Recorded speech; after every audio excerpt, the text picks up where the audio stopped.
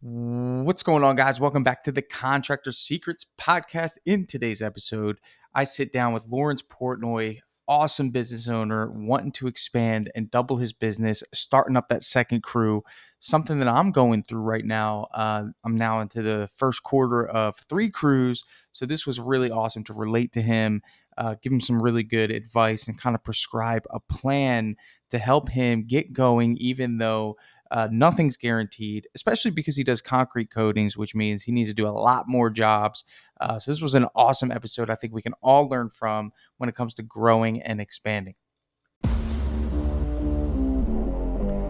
Contractors all over the world are wanting more time, more freedom, more impact. The way we do this is through implementing systems, processes, standards.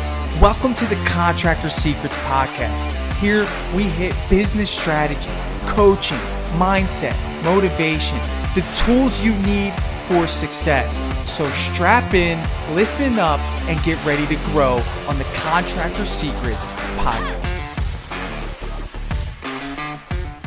What's going on, everyone? I'm here with Lawrence Portnoy, Performance Floors and Coatings. Dude, what's up, man? Welcome. I just want to first say thank you. You joined us on that Liftoff 2023. You said it was pretty insightful for you. Yeah, Tanner, thank you for having me on the pod. Very excited, and it was awesome. A lot of good educational stuff there. Yeah, man. Awesome, dude. So tell us a little bit about the biz. I just asked you how many floor coating jobs you're doing. You're saying you're getting about 5 per week. It's impressive. It's not easy. That's 20 a month. You must be, for lack of better words, balls to the wall. Yeah. So we've been in business for about 6 months now. We work with the Service Legend for our marketing team, with Ryan and Marco, and they do an awesome job on that end. We're having some growing pains, and these are good growing pains. I'd say, the biggest thing with concrete coatings is, you got a job a day, really, right? So, when you have one job every single day, you really have to get a good dialed in sales system. Right. You got to be able to, essentially feed your guys and feed your crews, 5 days a week. That means you got to do about 3 estimates per day minimum. Yep. Just to make sure that you're able to get. So how are you getting creative, right? Like, I know that that's a little pressure, right? I mean, a job a day is a little bit different than being able to take a breather, really. I mean, hey, this is a 4-day job, it's a 5-day job. So what are you doing to get creative? Because I think what you're probably doing at this point is doing sales on the spot. Yeah, all the sales go on the spot. We try and stand out from the competition. I'm out of Tampa, so the Florida market. You turn and you lose that customer. So you really got to get them on the spot. We try and stand out from other people. What we really do. All of our trucks, trailers, everything's wrapped. We highlight how we use all great equipment, all great material. A lot of people in Florida, their concern is, basically trust. Right. Let's be real, there's a lot of crook contractors in Florida. And, Sure. We want to have the name around that, over that, and be the company that they trust. So we emphasize on it. We build value using Dripjobs. And, when we go there for an estimate, we show them everything detailed, to let them know a little bit about us. We're very big on our rating on Google. We've been in business for 6 months. We have 64 reviews, Nice. all 5 stars. So 6 months. Good for you. Yeah, the goal is really to get to about 200 by the end of the year. Nice. That's big, so I like that goal. I do all the sales appointments right now. Had a salesperson, didn't really work out. I think, I couldn't figure out yet if it was my fault or his fault, No one's going to care about the growth of a business more than you, bro. Correct. Yeah. So, there's a lot of these owner operators, and we want to be, I want to be the opposite of that, not an owner operator, but more of, having a good business. So when we go out to a quote, right, every single customer gets a folder, a branded folder with everything. Love in that. it. That's beautiful. We have some flake colors in case they got to show, Yep. their wives or anything like that. We Fantastic. got a brochure. What's a concrete coating? A lot of people don't even know what this is. Wow. So, just dialed in, all kinds of stuff. Just basically, giving them options of showing them our insurance policies, right? A lot of people don't even carry workers' comp, general liability. We provide our customers with all that and have them see it. Sure. So that builds a lot of trust. I'd say the biggest challenge that we're having right now is getting to 2 crews. Anyone that I've talked to, it seems like that's been really the common in the coatings industry. The hardest thing to do is to get to the 2 crew mark. I know with 1 crew, we're booked up all the way till mid-March. So it's tough when you're doing a job a day because you got to get essentially 5 jobs a week, right? So now when you got to double that and get to 10 jobs a week, you really got to dial in your marketing and your sales Well, how many process. guys are on the one crew too? So here was my thought process. So I had 2 guys in 1 crew, right? You really only need 2. So I hired a third one, right? Hired a third guy, even though I don't really need him, but you got to invest in it right now. That way he's all trained, ready to go, right? Smart, but So it's then my making your thought, other jobs go quicker. correct. Yeah, yeah. So I'm saving a couple bucks on the clock. Yeah. So my thought process in the meantime, while I just built up a second trailer and all the Yeah. equipment, everything like that, what I'm gonna do is I'm gonna take 2 guys off that crew and get them to themselves, and then get a third guy in to be able to train with my lead, production manager, lead and lead So, guy. well, I lost you though. You said you have 3 guys right now currently. Yeah. All right. And then your thought is you're going to take 2 guys and let them start the second crew, right? No, take 2 guys on that 1 crew Okay. and get them to their own crew of 2 guys, because you only really need two I guys. understand. You're going to split them up Yeah. and have them run their own crew. Well, the biggest mistake that you're making right now is thinking that you need 5 jobs right off the bat per week for this other crew. I think you got to understand it's got to be kind of like a natural progression, right? I mean, I think even if you have 2 jobs for that second crew, couldn't you go help out if you needed to?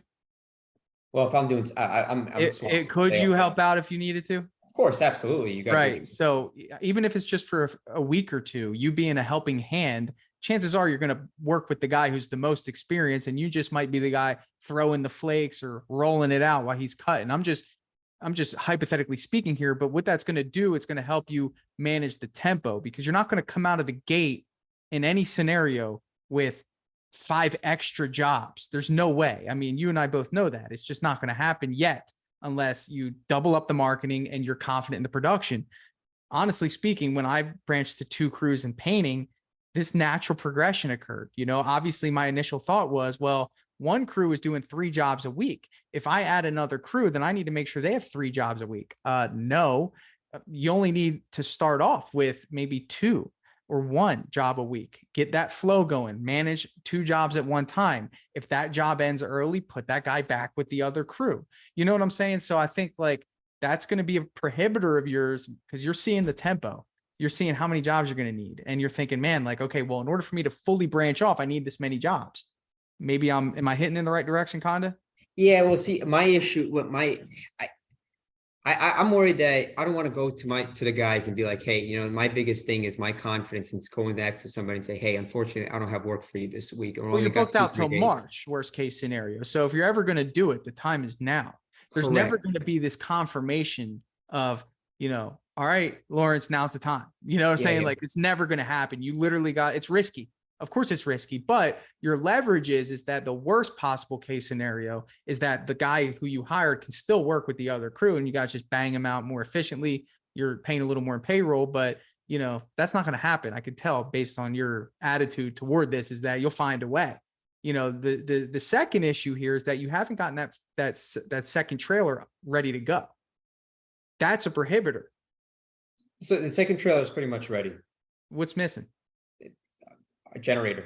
A generator. Yeah. Yeah, right. So, okay, it's ready to go. So Yeah. does the third person on the crew have a truck to pull it? He does actually. That's one of the reasons I Nice. hired him, knowing ahead of time that he's got the truck, so he's going to be Okay. good. So here's the deal, man. The beauty of this is that you set yourself up for March, which my calculation says you have 25 jobs waiting. Is that correct? If it's up No, to so what I started doing was I started double booking for March. So I'm already booked up until mid-March, right? So now what I'm doing is I started booking 2 jobs per day for March, figuring March 1st, I'm going to launch that second crew. Yeah, I mean, but you could do that now. You can surprise a couple customers. You could just feel what the tempo would be like. I mean, really, we're risking 1 hire and ultimately we're assuming that it's going to work. So I mean, the risk is very low if you have the jobs. And I think if you do it now, you can see if this is actually going to work before you get to March, because you have the ability to grab some of those lingering jobs where customers are like, oh, I got to wait 8 weeks, and you can say, hey, you know what? Actually, we can fit you in this week and just do a trial run. If you have the trailer, you have the third guy. Really, what you're missing is the fourth guy because you don't want anyone working by themselves. I made that mistake. I did an epoxy garage floor by myself. I'm an idiot. You know what happened, right? It was a freaking mess. Yeah. So is that really what's stopping you? Is that fourth hire? Well, it's worrying. It's making sure that one, I can keep up with 10 jobs a week of selling, you know. I was going to transition in the meantime to get a salesperson, kind of. I told you that was the first misconception, is that you need 10 jobs a week. Yeah. I mean, it is. I mean, I know that I get it. I know where you're coming from. It's like, okay, well, I'm bringing on a fourth guy. Well, can't you pitch to that fourth guy part-time for the I can. first, Yeah. That's not a bad idea. Monday through Wednesday. so you take the pressure off and, hey, I'll do Monday through Wednesday. And then, I may need you Thursday and Friday, but we're going to start there. Yeah. Like, again, like set the expectations early with who you're bringing on. Cause your biggest fear is you don't want to go to someone and say, hey man, I have no work for you. But if you just set those expectations early, you might find a retiree who loves painting. He's painted probably his whole life and just wants to be a part of a team. You don't know Yeah. what's out there. You know what I'm saying? And that, Yeah. dude, Yeah. that's like a world of pressure off of your shoulders, knowing that, hey, if I only get 7 jobs per week or 8 jobs as I figure out this marketing, because there's going to be a learning curve. You're running 2 businesses now. You're learning Yeah. how to market for 2. Everything doubles. Everything that you're doing doubles. The amount of estimates you do doubles. The amount of customers you got to deal with doubles. But this is how you get to the glory. Yeah. Yeah. You know what I'm saying? So I would set the expectations early, seek out part-time help. I believe that either you or you can pull someone off of the sidelines to be a helper on a 2-man crew, bro. Yeah. Yeah. I Yeah. mean, just to try this out. I mean, honestly, that's what I would do. Like, even if you know someone, hey man, I need you for a few days. Do you have someone like that? More or less. Yeah. Well, I More got or a less, maybe? subcontractor that, like, if we can't squeeze him in, if we can't squeeze a customer in on our schedule because we're backed up, right? Yeah. And they need it done ASAP, Yeah. subcontract. I mean, dude, just really, this is about you, Lawrence, learning how to balance this and not having the pressure. Again, I knew what the root of this is that the pressure you're putting on your shoulders is 5 jobs a week. You cannot set that expectation. Literally, that would be like you thinking when you first started your business that you would be able to accomplish 5 jobs a week. Yeah. That didn't happen. Would you have No. two, and then you hit 3, and then you hit 4, and you start doing more estimates. You invested in marketing. It's gradual. Just think of this as a new business, right? And when you first started your business, were you doing the epoxy? Absolutely. Okay. So ultimately you really didn't have that pressure of someone else. So what my initial reaction is, I know that you have estimates to do, but I know that you can balance your time in a way that makes it to where maybe you do only estimates on Thursday and Friday, and then you help out number 3, Monday, Tuesday, and Wednesday, just to make sure that you're okay with this tempo. And then you transition, because the most important thing here is you actually doing it and seeing what it feels like, and then assessing whether or not it's sustainable, and then readjusting before you overcommit. Yeah. Yeah. I don't know. What do you think Yeah. I mean, about that's a good way to look at it. Definitely, you kind of opened my eyes just now when you said you really don't need 5 jobs a week. You're right. It's just more of, I want to be able to go to somebody and say, hey, listen, you want to come work with us? I got a full-time job for you. I got you. I'll make sure that, if you can commit to me, I'll commit to you. And I put that pressure on myself, thinking, all I right, do too. yeah, I know what that feels like, but yeah, it's also, if I was in your position, I'd put some feelers out for 24 hours a week. Some people right, just want to get off the sidelines. They're retired. I have some great people that have worked for me that were retired and just wanted to come back to work and do something with their day. It's not, we're not always hiring money hungry family men that we got to provide 40 hours for, bro. I mean, that's yeah, great. yeah, It's phenomenal. Love those guys. But again, like when we're baby stepping, it's okay to present part-time opportunity. And I yeah, think the biggest thing right now is like you're speculating. Dude, let me tell you something. When you actually go all in on this, I think you'll be pleasantly surprised with how you rise to the occasion, just from your attitude alone. But more importantly, you'll never go back. You won't allow yourself to go back. Like I could just yeah, tell, because I think you and I are similar in a lot of ways. I just think that once you're in it and you branched off that third individual, which is probably going to be your best guy, You're going to be working alongside whoever your best guy is to start up that second flow. I think you'll find that it's going to work out. And again, remember, you're already working 3 guys on 1 job. So the worst case scenario is that maybe you only put 2 extra jobs on a week. So you're doing 7 jobs a week. But again, you can put that 3rd guy back on the other days. Well, two of the main reason I hired that third person is because he was going to be the lead. So I got 2 experienced Okay, guys cool. that are going to go out together. And then my lead, aside from the experienced guy, I was going to have somebody fill in and be his helper. Right. You know? Which I think should be you for the first 2 weeks. Yeah, you Personally think so? speaking, I definitely Yeah. think so. Just for the first 2 weeks, get in, figure him out, right? See how he interacts with customers on his own. This is a more than just, you doing it to test things out in terms of the system, but I think it gives you an opportunity to really understand how this person ticks, how they Yeah. work, aside from Right. having 2 other experienced individuals working alongside them. And if Yeah. you did you make this promise early on to this individual that he'd have No. this? Okay. No, I'm sorry. Yeah, the one that has the truck. Yeah, that he's Yeah. going to be a How lead. long ago did you hire him? I'd say 3 months. Time's ticking. Yeah, he's ready to go. He He's wants. overqualified. Pull the trigger. Yeah, honestly, Yeah, you have the jobs. I would, I would call people this today, tomorrow, and Friday, and prepare for work on Monday for the second crew, and go yeah. get yourself a generator and No, start. that's all it is. I'm ready to go. It's not about that. And It I was would just take your appointments, move them out. you gave me a very good idea about doing that soft start. Rather than just doing That's 5 what days you a week. did when you started your business, and Right. it's like, remember, just think of it like this: new crew, new business. Every time that I've created a new crew, it's a new business.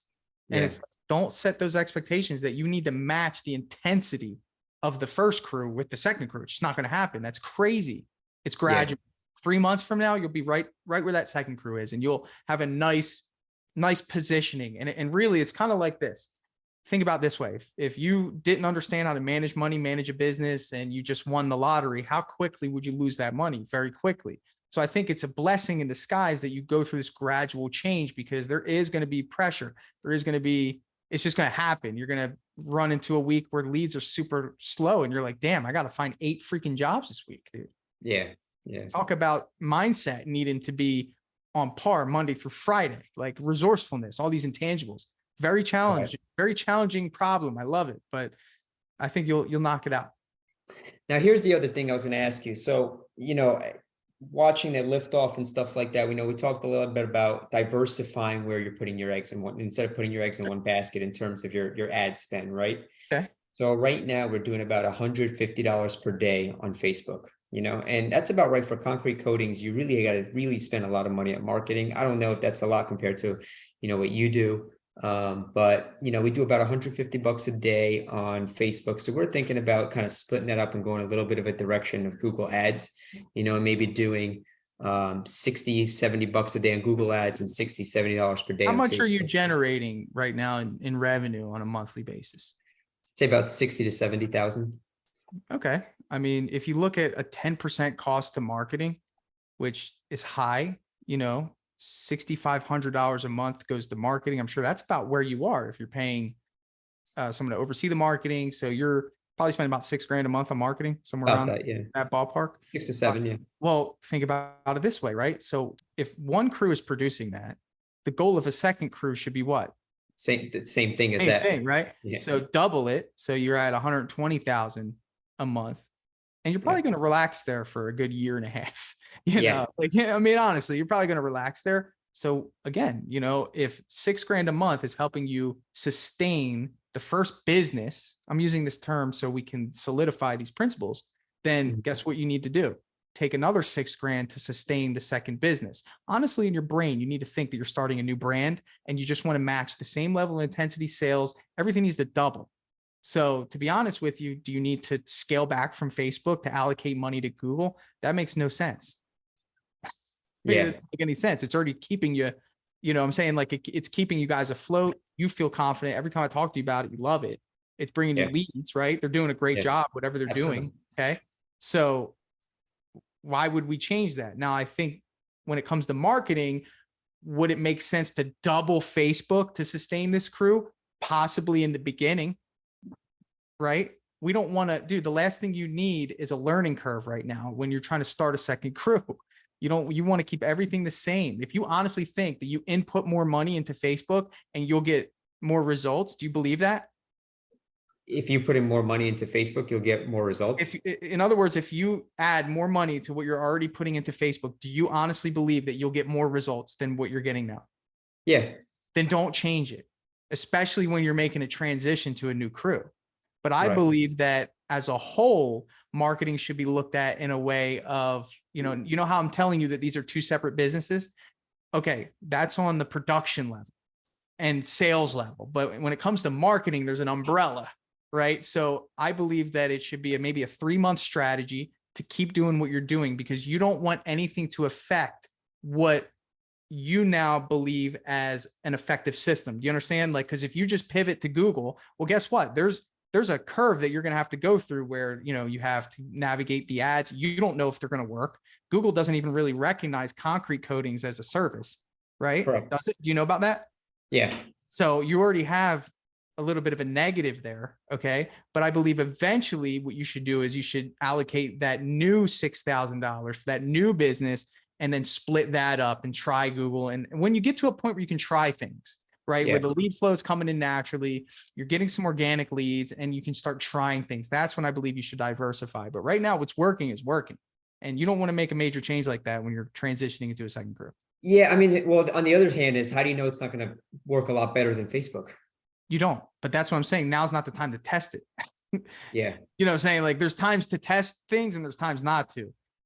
I'm just saying right now, in the midst, within the first 3 months of starting this crew, you just want to double down on what's working. So the last thing you need to worry about is how many estimates you're going to be doing, rather than focusing on how to sell it, produce it, manage it, and then where your leads are coming from. Do you know what you know what I mean? Right. There's just a Right. time and a place for that. And I don't think right now, within the first Too 3 many, months, too many different obstacles, too many different obstacles. Now, listen, I mean, unless the reason I'm saying this is because you're saying that you want to take some away from what you're currently doing. That's what you told me. Well, I was Right. going to diversify it and see, just split it up, not take Right. away. Well, you are well, in a sense, I know what you mean. You're splitting it up, but in other words, like, you are taking it away, because if you remove something that's working, then we don't know if it's going to work the same. And right now, that's what's keeping you alive.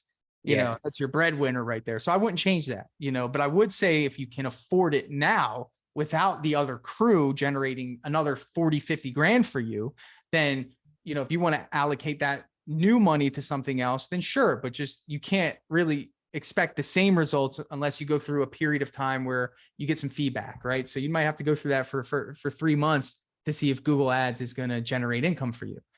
Right.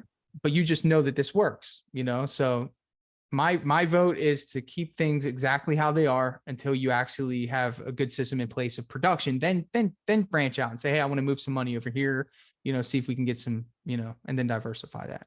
Are you using Yeah. Angie I mean, leads? this was Are a you long getting time any? coming. You getting any Sorry? Angie? Are you using Angie leads at all, or any of the paid No, lead services? No. Have you used them no. before?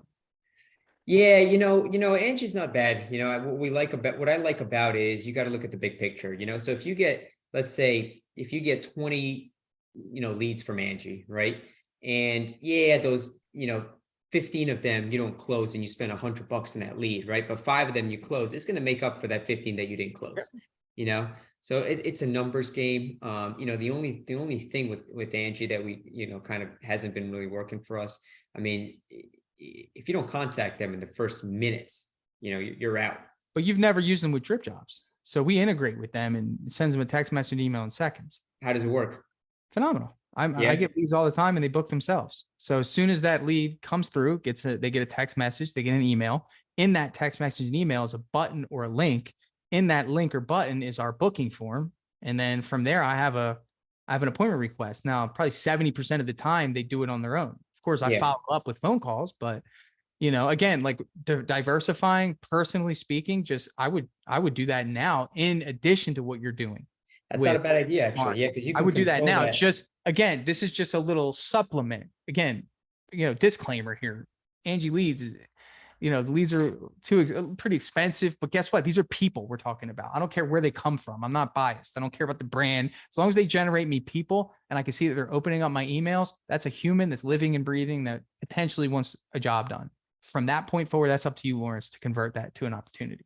But again, Yeah. that's a quick way without hiring, or having a team, generate Google for you. Again, that's a long-term strategy. I'm sure your Google listing is pretty good. So, you know, Well, that's why we're investing into, a lot of people don't realize how important those reviews are, Tanner. I mean, so you know that. Because it's your online presence. It's social proof. Like, you go to, how many times I've been on an estimate and somebody goes, hey, you know what? I got 3 quotes. You are the highest one, but the reason I'm going with you is because of your reviews, right? It pays for itself. And if you're not getting those good Google reviews, you're missing a lot of opportunity. I love it. 68 reviews in 6 months. I mean, it's phenomenal. You guys do great Yeah. work, but you got to look at the big picture. These bigger companies don't care where they get their marketing from. Like they pull the trigger on everything, try it out, get results. If they don't get results, they move on. Maybe they revisit it, and then they try again. So let me ask you this: how do these companies monitor, their belt on their results? Like, you can have way better results if you use Angie's List. If you got 300 reviews on there, right? You're going to get a better. If you really dial in on it and Yeah. use it for marketing, you're going to do Bro, I well. mean, I think, dude, I look at it like from the perspective of how good are you at converting a lead to an appointment? Yeah. I mean, that's the you factor, man. I mean, yeah, I mean, I'm sure, Dripjobs is going to help, but there's times where I'll call leads and just win them over and say, hey, oh, I'm not ready. I didn't need a quote. I said, that's all right. Well, we're going to be in the area. It's free. It'll take about 15 minutes and my quote will help you budget. At least you'll have a real number. So when you are ready, like I can, you got to be good at that. And then guess what? I get there and then I'm closing a job. I mean, that's the mindset. So for you, again, man, like you're on a growth path right now, and I think anything helps, not straying you away from Google. If anyone's not, I love Google. I think it's amazing what it can do for you. But, again, Angie Lee's is quick. It gives you a little supplement, maybe to make you feel as though you have just something else generating that, because maybe you're looking at your current lead flow and thinking, man, like I know I need a little bit more. Try that. There's your trial period. Give them 2 months of your time, buy a bunch of leads from them, see if they convert. If they don't, pause them, maybe try again in 6 to 8 months, maybe switch to Google. I mean, again, this is just testing. Every year it changes. Yeah.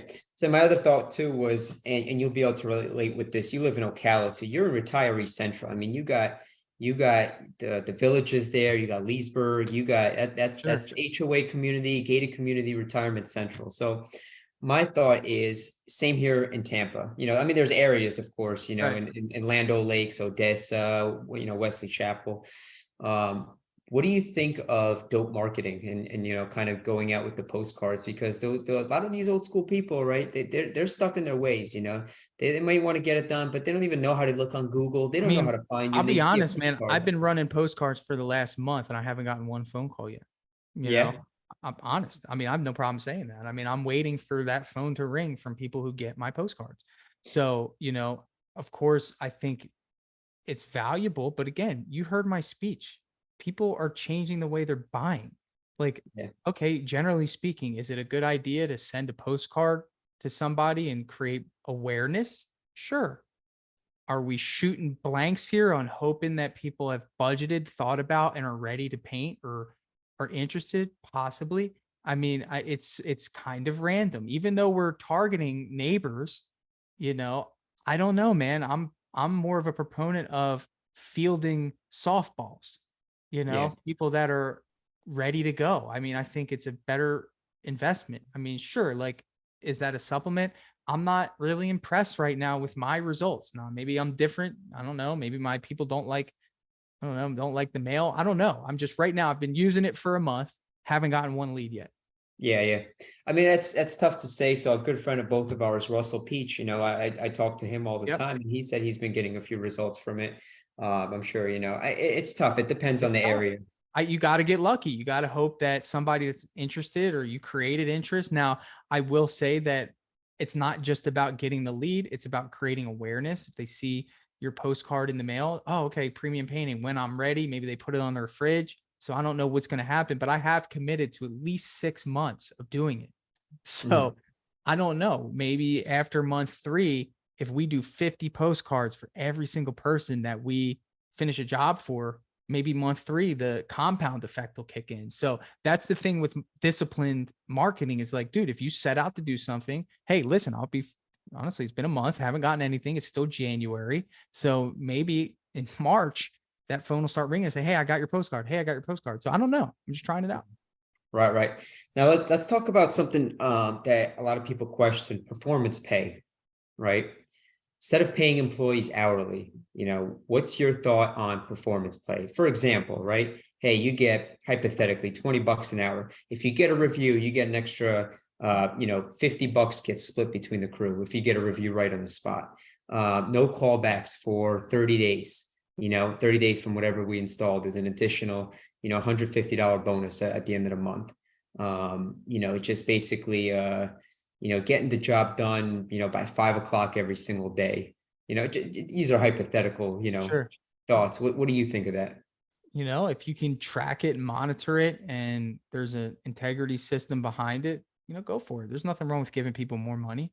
Um, from my personal experience, I think the review one is probably the most easy one. It's the fun one, right? I think the hard part about performance pay is that, good performance is expected. Like, I mean, Yeah. it's expected to not get callbacks. You're expected to do such a good job, and present yourself in such a way that you get a good review. Maybe an incentive is encouraging the customer to leave a review, right? Mhm. Cool. So I just think that if you create a performance based bonus structure, what's the norm? If hitting a performance goal, that's why performance goals aren't really, I wouldn't think they're common. I think, in terms of performance, like more so, I'm losing the wording I want to use, but more so, performance in terms of costs, because it's trackable. It's something that they can control too. So in other words, if I went to my crew and said, hey, my crew manager, and said, hey, we bid this job at 47% profit margin. Okay. Anything over that, you get a percentage of. You know what Yeah. I'm saying? Like, that's kind of, because it's like, as the business, what you do is you create, a margin, and you say, okay, well, here's how I'm pricing the job. I'm giving you my best case scenario. And if the crew leader does a great job of finishing sooner and beats that margin, then maybe they should be, incentivized for that. And I think the only way to really do that is to have a really good job costing system in place, so you can All right. make sure that you're tracking all that stuff. And that's why a Now, lot of Tanner, do people, you have any salespeople? no, No. So you do all I the have an sales. estimator. I have an estimator. Estimator. Yeah. So how do you monitor, like, his day to day, like, do you follow up with the customers when he's done? Like, what's He has a your very limited role, man. So what I do is, and I've transitioned early on this year, I'm doing estimates on Mondays. So I'm going out, I'm cherry picking 4 or 5 estimate requests that I want to go out and do, really, to kind of just stimulate our job cycle. Cause I have 3 crews now. So I needed to kind of kick it into gear. And then the rest of the week, any estimates that come in, he goes out, takes photos, gets measurements, uploads them into, our company cam. And then from there, I just, call, send out the quotes, from the office, dude. So I keep it very lean. It's very simple, but it works. I mean, I try to commission salesperson, which, may come later this year, but where we were, it just didn't make sense. So what's your thought about that, about having a salesperson? I mean, and more of a salesperson rather than an estimator that gets commission on your jobs. I mean, is it something I mean, that giving away 10% of a job is a pretty lot? significant, right? And especially if they're not closing on the spot. So in other words, if I have a salesperson, you know, he better be following up. He better be generating his own business, and there needs to be pricing for all that. Like, in other words, like, when I had my salesperson, I created a system where, hey, you generate your own lead and that lead converts to a sale, you get a higher percentage, right? Because we didn't have to do anything. You found the lead, you marketed, you did all that. So, and then there'd be another tier of like, okay, well, you closed it on the spot, so you get a higher percentage. But if you leave that house and I have follow-ups that are going out, and in that follow-up's a discount, and they hired me off of that follow-up while you were watching TV, then I don't think you should get a 10% commission. I mean, yeah, you went out there and you shook a hand, but you didn't sell it, right? And that creates a lot of, like, Friction. friction, right? So that was hard. And then the fact that, when I did bring on a salesperson, I only had 2 crews. Now, in the painting space, when you have 2 crews, you only need 5 jobs a week, So in other words, there was only a certain amount of jobs he could sell to make sure that, so there would be customers that I would send him to, and they were like, hey, I need my job done within 2 weeks. And then he'd call me and say, hey, can we get this done 2 weeks? I'm like, no way, we're 30 days out. And then he would get upset because he can't sell anything and he can't make money. So it's like there's a certain threshold that I think maybe after 1.5 million for at least the painting business, and in your business it works because you can do a lot of jobs, right? So every business is different. I think you would be ready for one way sooner than I would. I see. Yeah. So eventually, that's got to be that's got to be the goal when you got two full-time But here's crews. the deal though, you're gambling and you're hoping that he maximizes the opportunity. Like, bro, again, like I told you, what is the first thing I told you when we got on this call? No one's going to care more about the growth of your business than you, Right. unless they have a vested interest in your business. Maybe you make them a partner, like where they Yeah. know that the success of the business depends on their output. So what I would be concerned about is that if you did this too early, you need to understand, in order to set a standard or set a threshold of what's expected of someone, you need to go through it to see what your output is and what your results are. So in other words, you need to identify, Lawrence, what you can produce with X amount of leads. And then you monitor that and say, okay, well, for this month, I got 30 leads. My closing ratio on those leads was 75%. Okay. Then you do it another month and you say, okay, that's going to be your company threshold, right? So when you present this to a salesperson, you bring one on, if you don't set expectations early of saying, hey, here's the deal, your quota is 75% closing ratio. I was able to do it. You should be able to do it. You know what I'm saying? But if Right. you don't have that, then you're already, set up for failure, really, because if there's no threshold that you didn't set, and you don't know what that is because you're going into 2 crews. So you Mhm. need to monitor that first. Yeah. Yeah. Right now we're working on, at least if I'm going to be doing more estimates, and raising the marketing budget a little bit, kind of going out and planning out the day in certain areas. Right. That's what you kind of got to do. When you're doing the sales yourself, and you're doing it at a high level where you're doing, Right. say 30 estimates a week, Right. you really need to dial in and make sure that, hey, one day I'm up north, next day I'm down south, another day I'm Right. this county, that county. So, a couple of things to kind of note there. Yeah. Um, Yeah. Route planning, important. yeah, but I definitely I do appreciate your advice there. That's going to make sense, and I think I'm going to go through with that. Is you really don't need five. You don't need 5 jobs every single day comes March. When you want to start that second crew. But I mean, maybe you'll get to that by March. But it's like, dude, go through the growing pains when you have a hedge against the risk. And right now you do. This guy's already on your staff. You're already happy with 3 guys working on a job. yeah, Like it is what it is right now. And it's like you have no risk right now if you don't. The risk happens when you bring another human in, like that you're responsible for, right? right, Like that's literally the biggest risk you have right now. That's what's causing you to come on this, is to like figure out how to navigate that. So we came up with a few solutions. Number one, which is the lowest possible risk for you, is for you to work alongside guy number 3 as you begin the process of starting the second job. Now, the second tier to that is hiring a part-timer to work alongside guy number 3 as you learn how to get 5 jobs. I mean, so in other words, we've created 2 possible outcomes that will get you to the end result very quickly. yeah, So, and you can yeah. do them No, in order. that sounds good. We're going to go through with Yeah. that, and kind of dial in on that. Right on, bro. Well, anything else? We good for right now? No, Of listen, I appreciate it. It's awesome. course. It's a pleasure, and thank you for having me Yeah, on the man. pod. Good luck. Yeah. Thank you. Please come back in March. Tell me what happened. Please. I got to know. You got it. All right, man. Hey guys, thanks so much for listening to that business breakthrough. So, what I'm going to do now is I'm going to transition this episode to a testimonial. That's right. So, one of our awesome Dripjobs users was kind enough to do a short testimonial for us. I asked him some questions that I'm sure a lot of us have about what Dripjobs is it valuable? So, if you would like to sit and listen to this, I'd appreciate it. You can sit, hang around, and hear what one of our very happy clients has to say about Dripjobs for his business.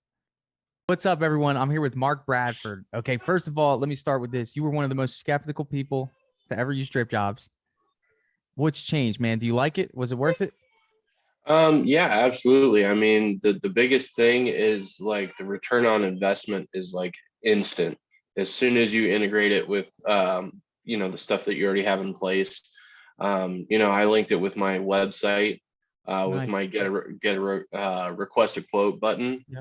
And it's just every phone call that I get for, customers requesting an estimate, I just redirect them to the website, and Dripjobs Yeah. takes over from there.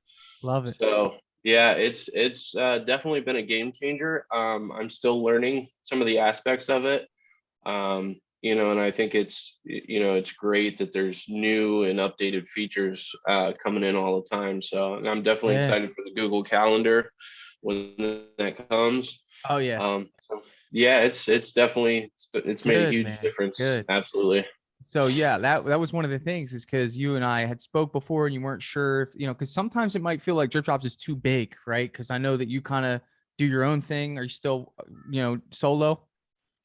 Well, I do have a couple full-time guys and a part-time guy. Okay. So, Oh, cool. All right. we're definitely growing. So we want to use, whatever's appropriate as we grow. And I think Yeah. that, Grow into Drip it. Jobs, Right. yeah, absolutely. So there's still some features of Drip Jobs that I don't utilize yet, but that's just because I need to take the time to really fine tune them and tweak them. Absolutely. So I still use every part of it. It's just there's some parts of my old estimating process that work in tandem. Yep. So eventually we'll be merging that. Great. Like I said, it's just, it's a fine tuning process.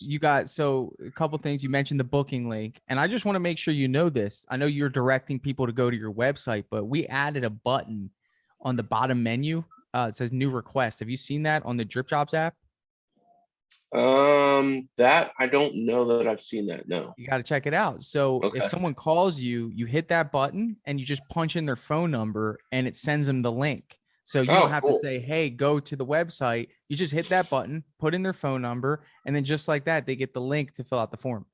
Oh, even better. Yeah. So save a step there. So you've been using it now for, I think, 2 months. We reached out to you because you're killing it. Just curious in terms of you've been sending proposals. Have people been responding to the automated messages? Yeah, I mean, for the most part, getting onto the Dripjobs drips and getting to scheduling has been very quick. Honestly, most of the responses that I've been getting through the automated responses have been like just after because you send the proposal, mostly after I send the proposal, right.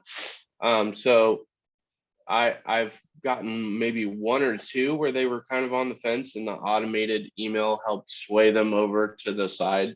Yeah. So, but for the most part, it's, a lot of them have been just, I go out, do the estimate, and they want to get on the schedule within the next couple of days. So huge, man. Yeah, absolutely. So overall, would you say, I mean, it's pretty easy, software can be pretty crazy. I mean, one of our focuses as a company is to like try to make it as simple as possible for you to get in, do what you need to do, and get out. Do you feel as though like, it's pretty easy to navigate and use? I think once you spend a good day and a half with it, it's, yeah, you can jump right in as long as you're, somewhat computer savvy. Absolutely. Yeah. Love it, So man. it's getting more user friendly, I feel like. Yeah. Did you notice we start. started putting the lead sources there on the deal cards? Yeah, that's great. Yeah, it's I just like being that. able to see where people come from, right? Yeah, and the customers have been using it too. It's great. Yeah. Well, we force them to on that form.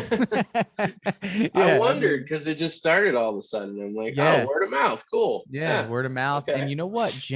Generally, people are really honest on there, which is cool. It's not like, they just like pick whichever one. Because I'll kind of follow up sometimes, like, how'd you hear about it? Just to see if they lied. It's like, all right, that matches with what you put. It's like, I got data that I need to look at, lady. So make sure you're correct here. Right. No, that's awesome, man. So just last thing, man, I always like to end with this on one of these is you were on the fence more than, like I said, anyone. I think you tried it and then you didn't use it. And then I think Mike gave you a kick in the butt. And I was like, dude, give it a try. We sat down. If you could talk to somebody that's on the fence, maybe just doesn't have a good system or has their own system, and they're thinking about Dripjobs, what's one thing you would say to them, to sway them?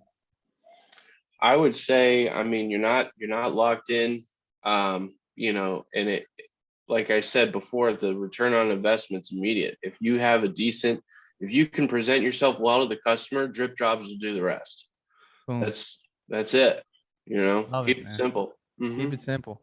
Mark, Yeah. you're the man. Continued success for you, my friend. I see that you're growing, and I think it's only up from here. I appreciate your time, man. This was 100% Absolutely. voluntary on your part, bro, and it means a lot. You Yep. took time out of your day to do it. So thanks, man. Thanks a lot, Tanner.